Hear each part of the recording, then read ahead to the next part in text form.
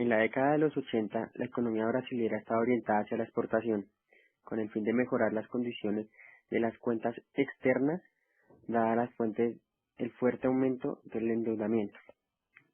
Sin embargo, durante esa época, los principales desequilibrios fueron de carácter interno, tales como el déficit fiscal, financiado por la deuda interna, y la alta inflación. En 1986 se introdujo una nueva moneda, el cruzado, en lugar del cruzeiro, por medio del Plan Cruzado, en donde se establecía esta moneda con el fin de reducir la inflación y tratar de estabilizar la situación económica del país, mediante la congelación de los precios y los salarios. Por el débil sistema político, para imponer disciplina en las cuentas fiscales, no se lograron los objetivos, que eran reducir el déficit fiscal y la inflación, y posteriormente se declinaron de las medidas indicadas. Los distintos planes de estabilización implementados no habían logrado detener o al menos disminuir el proceso inflacionario y el elevado déficit fiscal. Fue entonces donde se inició el proceso de reforma de su economía con el Plan Real, implementado en 1994. Este plan se originó con un ajuste fiscal, buscando equilibrar las cuentas del gobierno con el fin de equilibrar las alzas inflacionarias, pues las cifras mostraban un crecimiento del 900% en 10 años, entre 1984 y 1994. Este plan consistía en adoptar el esquema de paridad cambiaria, igualando el dólar con el real, dándole un ajuste diario para equiparar la moneda. El resultado de esto fue que la inflación pasó del 43% en 1994 al 1.7% en 1995, lo que conllevó a una apreciación de la moneda, con lo que las tasas de interés subieron y en consecuencia se originó una entrada de capitales. Fue entonces donde la economía asumió más niveles de deuda externa, las cuales eran necesarias para hacer un frente a este cambio estructural, con ajuste diario, lo cual aumentó sus reservas internacionales. Y con este aumento de capitales, dadas las altas tasas de interés y además por la privatización de la banca estatal, logró un aumento en el crédito, sobre todo hacia el sector del consumo. Créditos financiados al corto plazo. Y con esto se originó un incremento a las importaciones, lo cual generó un déficit comercial para Brasil, que llegaba a 33.000 millones de dólares y la mitad de los cuales eran financiados con los capitales financieros. En consecuencia, una de las variables que más sufrió variaciones fueron las tasas de interés, las cuales servían para los ajustes externos, para sostener la paridad cambiaria. Estas tasas crecieron rápidamente y aún con salida de las reservas, lo que generaba una enorme apreciación de la moneda. Las tasas de interés pasaron del 22% a más del 40% en 1998, bajaron el 20% a mediados del 98 y volvieron a subir a un 45% a mediados del 99. Para finales del 98 empezaron a salir los capitales de la economía y el aumento gradual de la inflación y el déficit fiscal comenzaron a ser indicadores problemáticos pues en esta economía. En este sentido, la economía no pudo financiar el déficit y las reservas internacionales empezaron a agotarse, lo que devaluó a la moneda en más del 50% desde 1998 a 1999. Las reservas en el 98 pasaron de 7.000 millones de dólares a un poco menos de 4.000 millones de dólares en 1999. Lo que se tuvo que hacer fue dejar a libre cotización la moneda local, el real. Con esta gran devaluación del real, los problemas se trasladaron a los países de la región. Los más afectados fueron los socios del Mercosur, con las que tuvieron una pérdida considerable en el valor de sus exportaciones. Como consecuencia de la crisis cambiaria presentada en Brasil, el panorama se fue viendo peor conforme fue pasando el tiempo. Se fue desgastando debido a la política cambiaria implementada por el Banco Central brasileño, que era la estabilización del real. Este se desgastó al mismo tiempo que las reservas del país.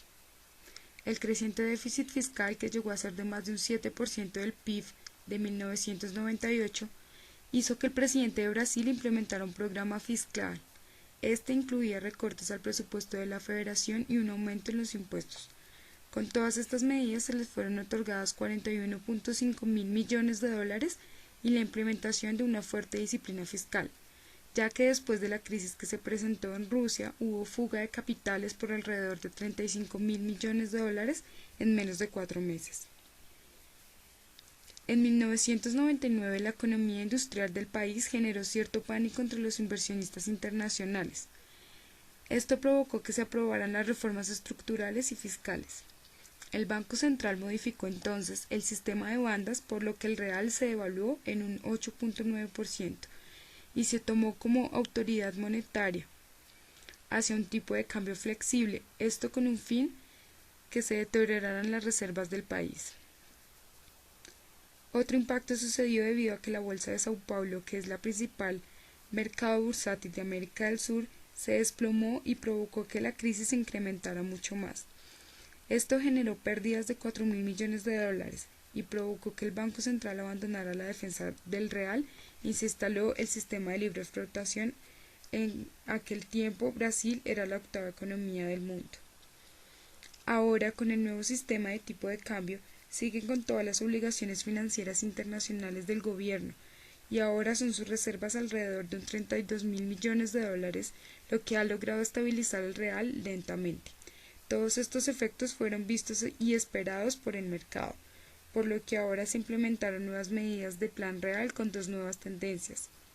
Una política monetaria restrictiva, y dos, una disciplina fiscal rigurosa y austera. Esto para mantener la tasa de interés alta después de la adopción del sistema de libre fluctuación. La crisis cambiaria que se presentó en Brasil provocó una recesión en el comercio internacional, provocó que el mercado se convirtiera en un mercado con incertidumbre. Es importante destacar la gran dependencia de los países latinoamericanos frente al comercio regional, en este caso de Brasil. Esto hace que las medidas recesivas que ofrece Brasil pueden transmitirse en la misma región. En este caso se transmitió a Argentina, donde también se presentó crisis cambiaria. Por otra parte, los flujos de inversión extranjera y recuperación de la credibilidad de los mercados emergentes en el sistema financiero internacional, la rápida recuperación fue fundamental para que los inversionistas extranjeros regresaran hasta América Latina. El comercio es un factor importante y su apertura puede significar una recesión o devaluación de la moneda. Esto, en su efecto sucesivo, se llama dominó, lo que generó en la crisis presentada en Brasil. International Financial Crisis and Emerging Markets. Abstract. The article is about 90s financial crisis in the world and more specifically in emerging countries.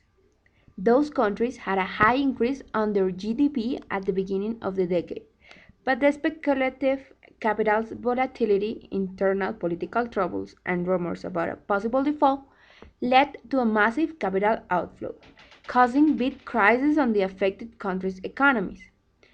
Coincidentally, those crises had common characteristics, such as incompatibility between the exchange rate stability, capital mobility, and sovereign national policies, or to be more specific, Benjamin Cohen named it the unholy trinity.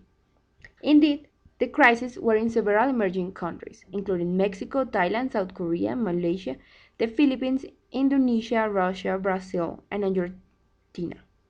Currently, many of them had a fixed exchange rate by the time of the crisis that later had to be changed for a free exchange rate.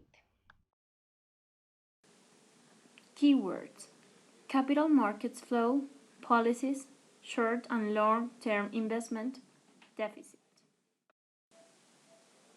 Analysis: in order to endure in a crisis, it's important to count on special measures and necessary policies that make a difference in the crisis. The magnitude of these decisions represents recession or development and growth. For Brazil, the implementation of many policies wasn't the best, because they couldn't control the alternative effects of having indexed system to the dollar exchange. Furthermore, should exist special care about the sectors that are impacting the economy, because some of them have more effects than others. For example, international trade. In this case, Brazil allowed the increasing of imports by having low tariffs that finally would flood the market and increase the deficit in current account. Other example would be investment. The attraction of investors should have the priority to long-term investment that would help the country during the crisis, instead of having too much short-term investment that would have a domino effect in neighboring economies. Besides that, the policies that the IMF applies to Brazil weren't effective, because some of them take to Brazil to aggravate the crisis inside and take the international investors went into a panic that led them to withdraw their capital from the market. Finally, the importance of having a clear policy and clear objectives is important when countries are facing a crisis. Conclusions. The Brazilian crisis was a proof of the impossible trinity because Brazil couldn't keep a fixed exchange rate with a sovereign monetary policy and also with a free capital flow. Therefore, the government had to liberate the exchange rate, devaluing the currency in order to avoid an inflation. Thus, its monetary policy involved the country's capital outflow. However, we cannot forget that every crisis is different than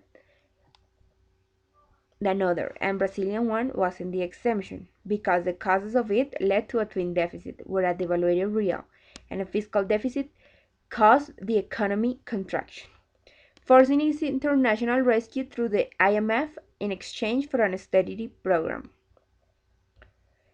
Also, late 90s showed that emerging countries are unsafe of the volatility of international capital flow and its effects on their economies, in part because the globalization and access to information every day is more simple and common, so what could happen in developed countries would probably affect the majority of nations which negotiate with it.